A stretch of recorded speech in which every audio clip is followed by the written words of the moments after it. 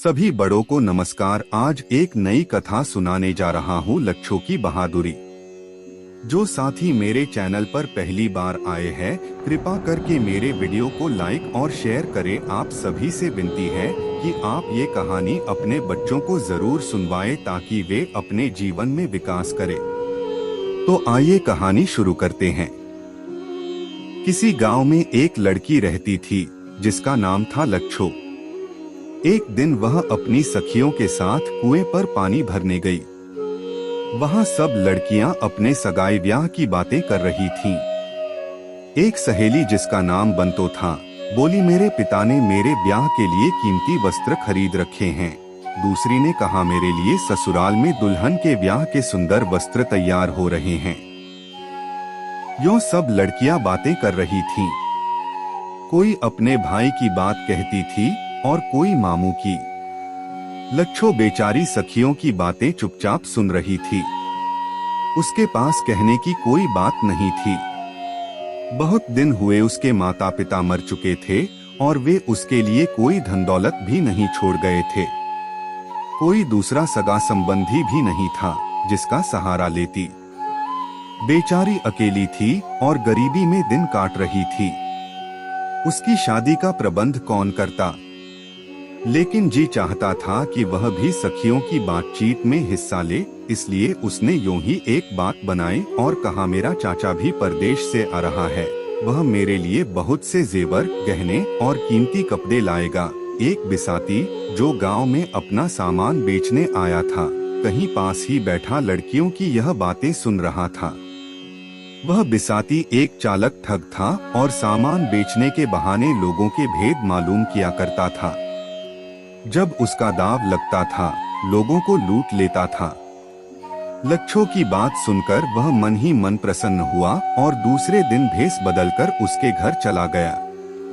वह अपने साथ कीमती वस्त्र और भूषण भी लाया था। उसने लच्छो से कहा, मैं तुम्हारा चाचा हूँ। कई साल परदेश में रहकर बहुत सा धन कमाकर लौटा हूँ। मैं तुम्हारा ब्याह अपने एक धनी मित्र के बेटे से करना चाहता हूँ। लच्छो भोली भाली सरल स्वभाव की लड़की थी। उसने ठग की बातों का सहज में विश्वास कर लिया। उसने घर का सारा सामान बांधा और ठग के साथ चल पड़ी। जब वे दोनों ठग के घर की ओर चले जा रहे थे, एक चिड़िया ने चींची करते हुए कहा, बहन लच्छो, तेरी अकल कहाँ खो गई जो तू एक ठग से ठगी गई? लच्छो पक्षियों की भाषा समझती थी। उसने अपने चाचा से पूछा, यह चिड़िया क्या कह रही? ठग ने उत्तर दिया, चींची करना और शोर मचाना इन चिड़ियों की आदत है। हमें इसमें क्या मतलब? थोड़ी दूर आगे बढ़े तो उन्हें एक मोर मिला, उसने भी वही बात कही। फिर एक गीदड़ मिला, उसने भी यही बात दोहराई। लच्छो के पूछने पर ठग हर बार कह देता था कि शोर मचाना इन पशुओं और पक्षियों की आदत है, हमें इससे क्या मतलब? वह ठग लच्छो को साथ लिए अपने घर पहुंचा और घर पहुंचते उसने सारा भेद अपने आप खोल दिया और लच्छो से कहा, मैं तुम्हारा चाचा या कोई दूसरा सगा संबंधी नहीं हूँ। मैं तो तुम्हारी सुंदरता पर मुग्ध हूँ और तुम्हारे साथ ब्याह करने के लिए तुम्हें यहाँ लाया हूँ। लच्छो सुनकर बहुत रोई, लेकिन अब क्या हो सकता था? उसके लिए अब वहाँ से भाग जाना भी संभव नहीं था। उसे मार्ग के पशु पक्षियों की बातें याद आई और उसे अफसोस हुआ कि उसने इस पर ध्यान क्यों नहीं दिया।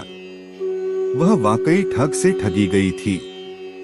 उम्मीद है आपको कहानी पसंद आ रही होगी। कृपा करके मेरी वीडियो को लाइक शेयर कर दे और मेरे चैनल को सब्सक्राइब कर दे। अब आगे की शेष कहानी सुनिए। ठग जब चोरी और ठगई के लिए बाहर जाता तो लच्छो को अपनी माँ के सुपुर्द कर जाता कि वह उस पर कड़ी निगरानी रखे और उसे कहीं बाहर न जाने दे। ठग की माँ बहुत बूढ़ी थी। उसके मुख पर झुर्रियां थी, गालों का मांस लटक गया था और सिर गंजा था। लच्छो के बाल बहुत लंबे थे, काले और सुंदर, नागिन की तरह लहराते हुए। बुढ़िया को लच्छो के यह बाल बहुत पसंद थे। एक दिन जब उसका बेटा ठग घर से बाहर गया हुआ था तो उसने लच्छो से पूछा, तुम्हें यह सुंदर बाल कहाँ से मिले हैं? लच्छो ने एकदम बात बनाई, बोली यह सब मेरी माँ की कृपा है। उसने एक दिन मेरा सिर ओखली में रखकर ऊपर से मूसल मारे। जैसे जैसे मूसल पड़ते थे मेरे बाल लंबे होते जाते थे। हमारे गांव में बाल बढ़ाने का यह पुराना रिवाज है। बुढ़िया बोली मेरा सिर तो गंजा है, ओखली में सर देकर और ऊपर से मूसल मारकर क्या मेरे बाल भी लंबे हो जाएंगे? लच्छो ने झट उत्तर दिया, क्यों नहीं, जरूर हो जाएंगे। बुढ़िया बाल उगाने की खुशी में ओखली में सिर देने के लिए तैयार हो गई। दूसरे दिन ठग जब काम से बाहर गया, बुढ़िया ने लच्छो से अपने बाल बढ़ाने को कहा।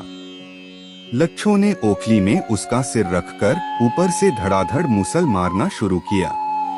मूसल की चोटों के नीचे बुढ़िया तड़पने लगी और 5-7 चोटों में ही मर गई। लच्छो ने बुढ़िया को विवाह के वस्त्र पहनाए और घूंघट निकालकर दीवार के सहारे एक कोने में बैठा दिया।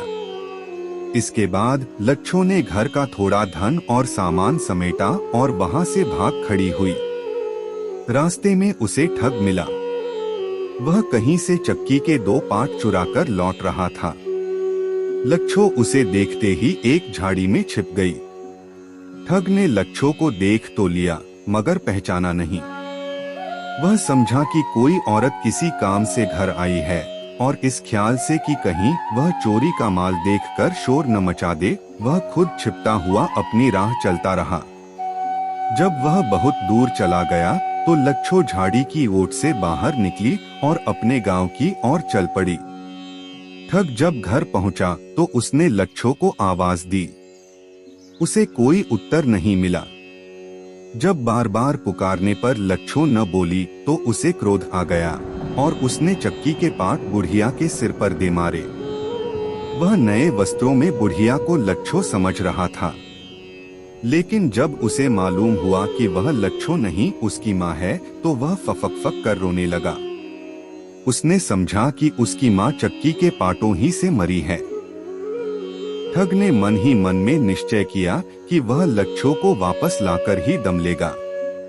लच्छो गांव में लौटकर आई तो ठग के डर से अपनी एक सखी के घर रहने लगी। जब 1 महीना इसी प्रकार बीत गया तो उसने सोचा कि ठग अब नहीं आएगा तो वह अपने घर में रहने लगी। जब रात को सोती तो अपनी रक्षा के लिए एक तेज खंजर अपने सिरहाने रख लेती।